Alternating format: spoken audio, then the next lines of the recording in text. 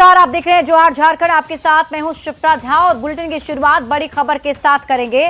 चाईबासा से बड़ी खबर मिल रही है। दंतैल हाथी को खोजने का अभियान जारी है। झारखंड ओडिशा सीमा क्षेत्र में अभियान जारी है। रांची से वन विभाग के सीसीएफ ने भी चाईबासा और बेनीसागर क्षेत्र पहुंचकर अभियान का जायजा लिया है। बेनीसागर से खड़पोस और आसपास के क्षेत्र में झारखंड सीमा पर चाईबासा के वन विभाग की कई टीम पेट्रोलिंग भी कर रही है। रात भर क्षेत्र में हाथी को ट्रैक करने के लिए ये अभियान चलेगा। उसके मूवमेंट पर नजर रखने का काम किया जा रहा है। और न्यूज 18 संवाददाता रुपेश प्रधान अधिक जानकारी के साथ जुड़ गए हैं। रुपेश, क्या लग पा रहा है? अभी रात में भी अभियान जारी है ताकि हाथी को ट्रैक किया जाए। क्या कह रही है टीम? कितने दिनों में सफलता मिल सकती है?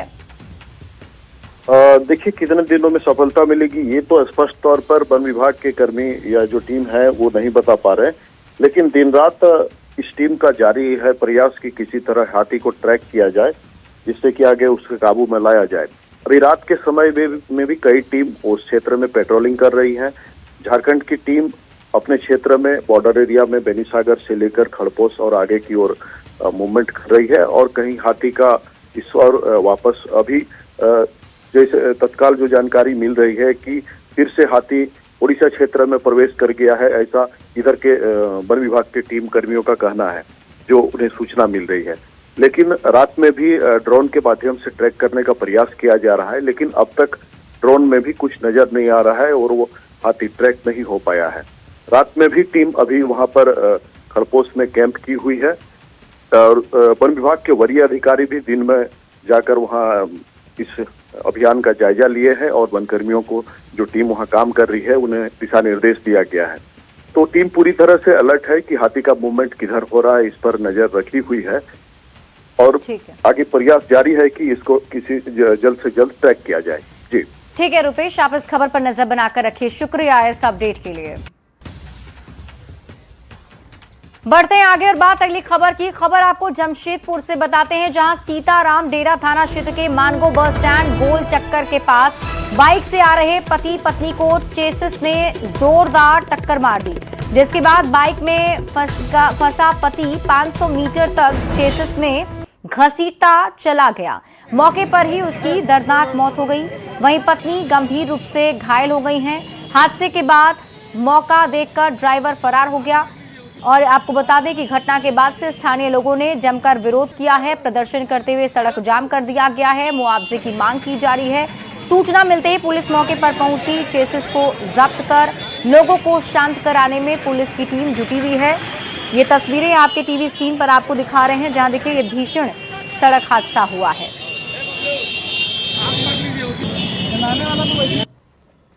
केवल प्रशासन लोग हेलमेट चेकिंग में व्यस्त है। केवल हेलमेट चेकिंग हो रहा है।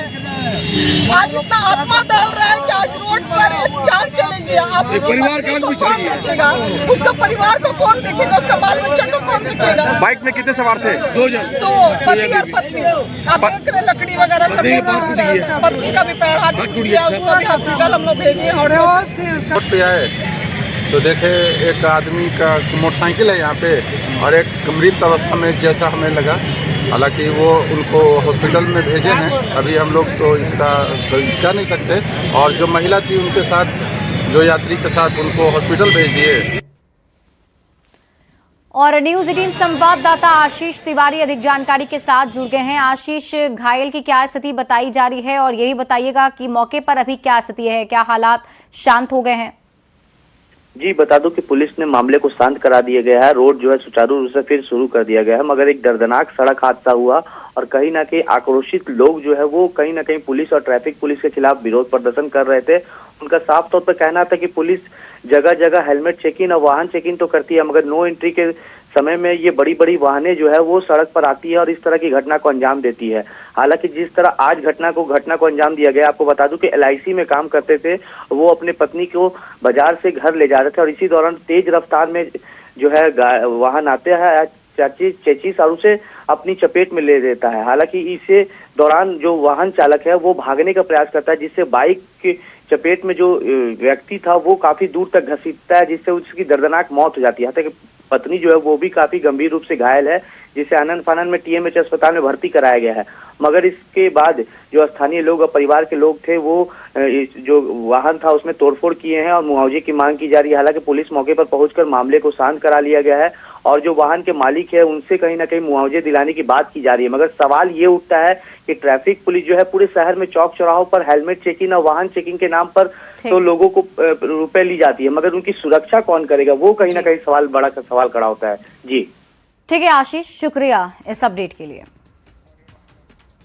बड़ी खबर आपको जामताड़ा से बताते हैं, जहां 24 दिसंबर को कायस्थपाड़ा चौक के पास बालाजी ज्वेलर्स में लूटकांड का पुलिस ने खुलासा कर दिया है। पुलिस ने शातिर आपराधिक गिरोह का खुलासा करते हुए 4 अपराधियों को गिरफ्तार किया, जबकि 2 अन्य की तलाश जारी है।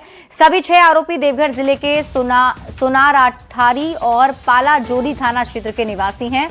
घटना में इस्तेमाल किए गए देसी पिस्टल के साथ 3 बाइक, 1 सोने की अंगूठी, कान की बाली के सोने के गहने रखने वाले कैरेट बरामद किए गए। मामले के खुलासे के लिए 3 एसआईटी का गठन किया गया था, जिसने सीसीटीवी फुटेज, तकनीकी साक्ष्य और दूसरी जानकारी के आधार पर अपराधियों को पकड़ा है। पुलिस को मिली सफलता पर चैंबर ऑफ कॉमर्स ने खुशी जताई और एसपी को सम्मानित किया। हम लोग के द्वारा 4 अपराधियों को गिरफ्तार किए हैं जो कि सीधे तौर पर इस घटना में शामिल हैं और इनके द्वारा जो गोली चालन की काम किया गया है उस हथियार की बरामदगी भी है। जिस बाइक से इन लोगों ने क्राइम किया उस बाइक की बरामदगी है। ज्वेलरी का कुछ पार्ट हम लोगों ने रिकवर किया है। साहेबगंज में करीब 1250 करोड़ के अवैध खनन मामले की जांच में जुटी सीबीआई टीम 3 दिन की जांच के बाद रांची लौट गई और इस दौरान जांच टीम ने कई सरकारी ऑफिस में दस्तावेजों की गहन जांच की, कई अहम रिकॉर्ड खंगाले। मिली जानकारी के मुताबिक टीम ने खनन विभाग से जुड़े कागजातों की बारीकी से पड़ताल की। इसमें अवैध पत्थर खनन, परिवहन और उससे जुड़े वित्तीय लेन देन से जुड़े कागजात की जांच की गई। सूत्रों के मुताबिक इस दौरान कई महत्वपूर्ण फाइल और डिजिटल रिकॉर्ड खंगाले गए हैं, जिन्हें आगे की जांच के लिए सुरक्षित किया गया है। माना जा रहा है कि साहेबगंज में जुटाए गए साक्ष्यों के आधार पर सीबीआई अब आगे की कार्रवाई करेगी। बता दें कि साहेबगंज जिले में लंबे समय से बड़े पैमाने पर अवैध खनन के आरोप लगते रहे हैं, जिससे सरकारी राजस्व को भारी नुकसान होने की बात भी सामने आई थी। और इसी बीच आपको बड़ी खबर बताते हैं, झारखंड बीजेपी के प्रदेश अध्यक्ष चुनाव के लिए केंद्रीय नेतृत्व ने जुएल ओरांव को पर्यवेक्षक बनाया है। केंद्रीय मंत्री जुएल ओरांव प्रदेश बीजेपी अध्यक्ष के साथ राष्ट्रीय परिषद के सदस्यों के चुनाव भी कराएंगे। तो इस वक्त की बड़ी खबर आपको बता रहे हैं, झारखंड से बड़ी खबर सामने आ रही है। झारखंड बीजेपी के प्रदेश अध्यक्ष चुनाव के लिए केंद्रीय नेतृत्व ने जुएल ओरांव को पर्यवेक्षक बनाया है। केंद्रीय मंत्री जुएल ओरांव प्रदेश बीजेपी अध्यक्ष के साथ ही राष्ट्रीय परिषद के सदस्यों के चुनाव कराएंगे। रांची से बड़ी खबर है, कई जिले में बीजेपी अध्यक्ष की घोषणा। कोडरमा खूंटी के जिला अध्यक्ष का ऐलान कर दिया गया है।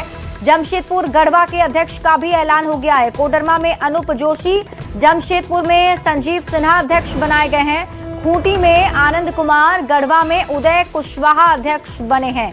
4 जिला अध्यक्ष के नाम का ऐलान किया गया है। 2 सामान्य और 2 पिछड़े वर्ग के हैं। बीजेपी प्रदेश चुनाव अधिकारी सांसद डॉक्टर प्रदीप वर्मा ने सूची जारी कर दी है।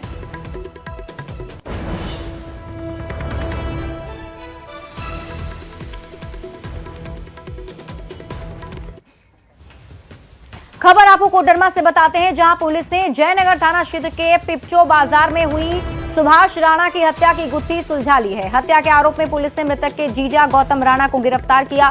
जानकारी के मुताबिक पत्नी पर कमेंट करने पर विवाद शुरू हुआ था और विवाद इतना बढ़ गया कि गौतम राणा ने गुस्से में आकर सुभाष राणा के सिर पर एक बड़े पत्थर से हमला कर दिया, जिससे उसकी मौत हो गई। गए और वहां शराब पिए। उस समय पुनः इन लोगों के बीच में पत्नी के ऊपर छीटाकशी को लेकर के ही विवाद हुआ, जिसमें ये अकेला पा करके और नशे की हालत में धूत होने की वजह से आसानी से उसका एक पत्थर से मार करके हत्या कर दी। खबर आपको चाईबासा से बताते हैं, जहां एटीएम मशीन में फेविक्विक लगाकर लोगों से ठगी करने वाले गिरोह का पुलिस ने खुलासा किया है और इस मामले में बिहार से एक आरोपी को गिरफ्तार किया गया। यह कार्रवाई सदर थाना क्षेत्र के जैन मार्केट स्थित एटीएम से जुड़ी एक ठगी की घटना के बाद की गई। युवकों ने एटीएम से रुपया निकासी के दौरान कार्ड को फेविक्विक लगाकर मशीन में फंसा दिया। पेचकस से कार्ड को निकालकर हेल्पलाइन से बात करने का झांसा देकर ओटीपी ले लिया और दूसरे एटीएम से रुपए निकाल लिए। इस मामले में शिकायत करने पर पुलिस ने कार्रवाई की। इस कांड में संलिप्त अपराधकर्मी प्रिंस कुमार उम्र 26 वर्ष जो बलिया भनैल थाना नेमदारगंज जिला नवादा के रहने वाले हैं, उनको गिरफ्तार किए हैं। रांची के धुर्वा से लापता अंश और अंशिका का सुराग नहीं मिल सका है। पीड़ित परिवार से बीजेपी के प्रतिनिधि मंडल ने मुलाकात की। बीजेपी ने सरकार और प्रशासन पर मामले में लापरवाही बरतने का आरोप लगाया और सोमवार तक बच्चों को खोजने का अल्टीमेटम दे दिया है। बीजेपी नेताओं ने रांची एसएसपी ऑफिस के घेराव की चेतावनी दी है। साथ ही बच्चों के जल्द नहीं मिलने पर आंदोलन का अल्टीमेटम भी दिया गया। बीजेपी ने साफ कहा कि इस मामले में जो भी दोषी पाए जाएं, उन्हें बख्शा नहीं जाए।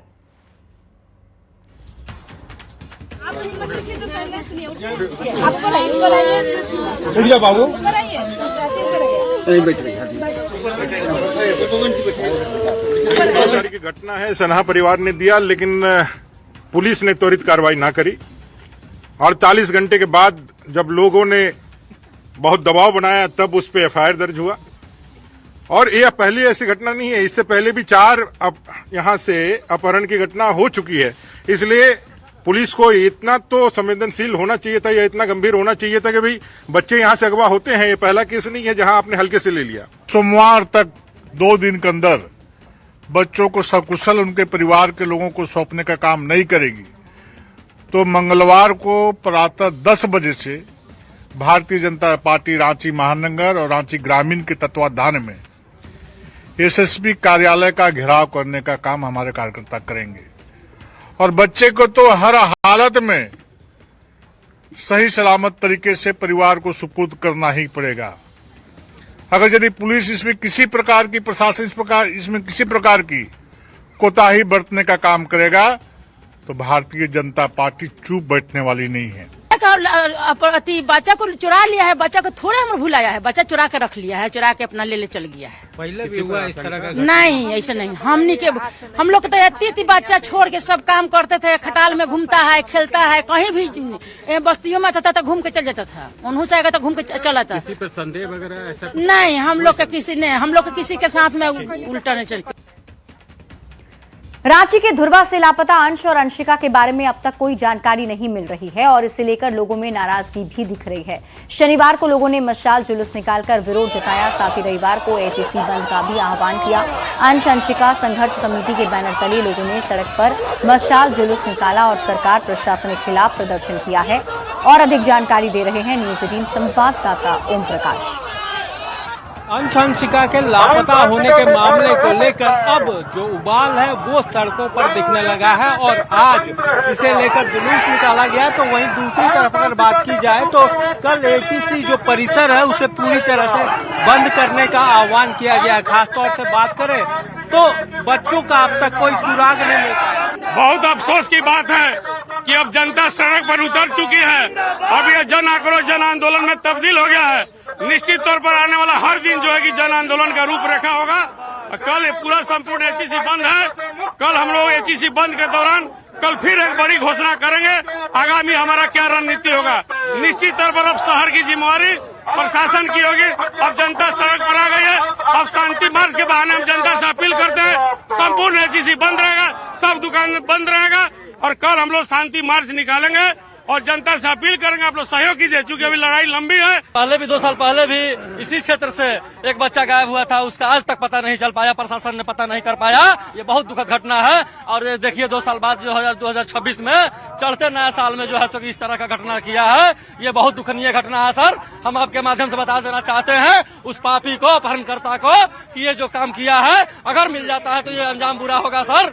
हाईकोर्ट ने संज्ञान लेते हुए कहा कि ये एक अंतर्राज्यीय गिरोह काम कर रहा है इसके पीछे में, और जब तक अंतर्राज्यीय गिरोह का भंडाफोड़ प्रशासन नहीं करती है इस तरह की कार्रवाई नहीं रुकेगी। अभी 2023 में एक महली बच्चा भी गायब हुआ, अब अंशिका, इसके बाद कौन बच्चा टारगेट होगा इसका कोई ठिकाना नहीं है। तो कहा जा सकता है जिस तरह से बच्चे लापता हो रहे हैं उससे कहीं न कहीं लोगों में उबाल है, और उनका कहना है कि कहीं न कहीं कोई बड़ा सिंडिकेट है जो इस इलाके में ऑपरेट कर रहा है और जरूरी है प्रशासन को उसका भांडाफोड़ करने की।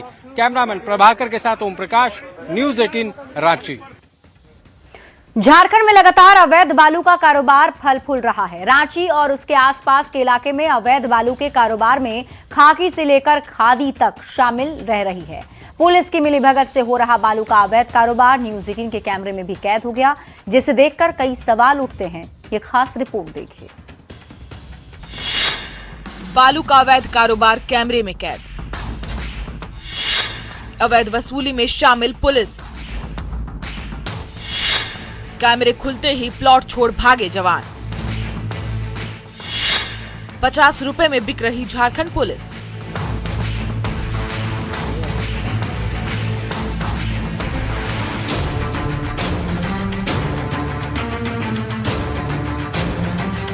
रांची के बुंडू और उसके आसपास के इलाके से बालू का उठाव लगातार जारी है।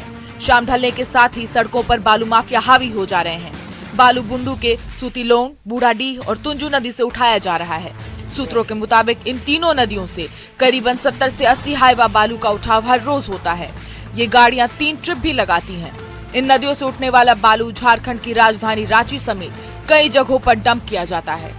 रात के अंधेरे में बालू के इस अवैध कारोबार की तस्वीर न्यूज़ 18 के कैमरे में कैद हुई है। कैमरे में कैद हुई है कि किस तरीके से पुलिस बालू गाड़ियों से पैसे वसूलती है और कैमरा देखकर फरार हो जाती है।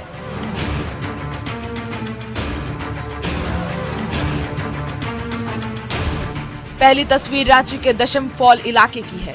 रांची जमशेदपुर हाईवे पर स्थित दशम फॉल थाने की पुलिस शाम ढलने के साथ ही बालू गाड़ियों के इंतजार में सड़कों पर खड़ी हो जाती है। बुंडू के नदियों से बालू उठाकर ले जा रही गाड़ियों से पुलिस सड़क किनारे खड़े होकर पैसे वसूलती है। आप समझिए कि दशम फॉल के इलाके में किस तरीके से थाना क्षेत्र में, हर थाना क्षेत्र में आप जब इस रामपुर और हाईवे पर आएंगे तो कोई भी पुलिसकर्मी आपको कुछ भी बोलने से इनकार करेगा। ये गाड़ी यहाँ पर लगी है, आप देखिए पुलिस की गाड़ी है, अंदर अधिकारी मौजूद हैं। लगातार बालू का जो कारोबार है वो यहाँ पर चल रहा है। उनके लोग यहाँ पर आते हैं। हमने बात करने की कोशिश की कि कोई बताए सर कि आखिर क्या हो रहा था जब यहाँ से गाड़ियाँ गुजरती हैं और हाथ मिलाते हैं। तो ये कैमरे में तस्वीरें कैद हुई हैं कि किस तरीके से राजधानी रांची में अवैध बालू का कारोबार चलता है और इसमें प्रशासन भी संलिप्त रहती है। अब दूसरी तस्वीर रांची के नामकुम थाना क्षेत्र की है, जहां रामपुर चौक पर भी कुछ इसी तरीके से शाम ढलने के बाद पुलिस की गाड़ियां अवैध वसूली में लग जाती है। पुलिस कर्मी हाईवा और मिनी ट्रक से जमकर वसूली करते हैं। न्यूज़ 18 के कैमरे में जब नामकुम थाना क्षेत्र की ये तस्वीर कैद हुई तो मौके से पुलिसकर्मी ही फरार हो गए। पूरी पेट्रोलिंग की टीम इस वसूली में शामिल रहती है।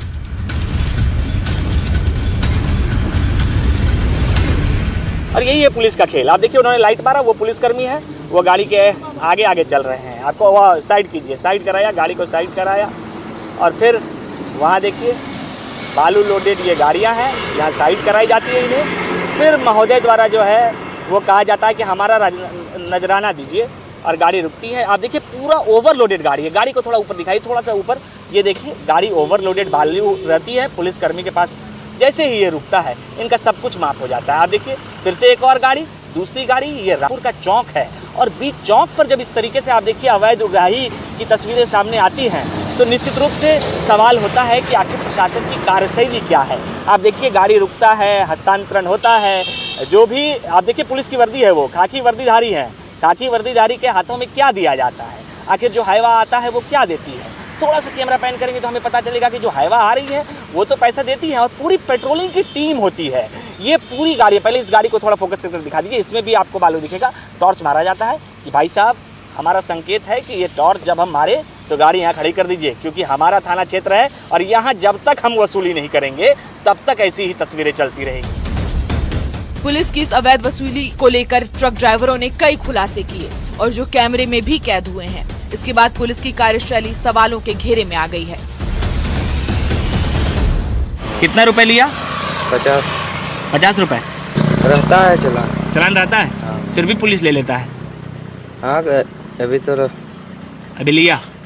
हाँ। अवैध बालू से किस तरीके से अवैध वसूली प्रशासन की पूरी टीम करती है, उसका ये जीता जागता प्रमाण है। कैमरा पर्सन संजीव तिवारी के साथ गौरव झा, न्यूज़ 18 रांची। और यहाँ रुकने एक छोटे से ब्रेक के लिए जल्द लौटते हैं वापस।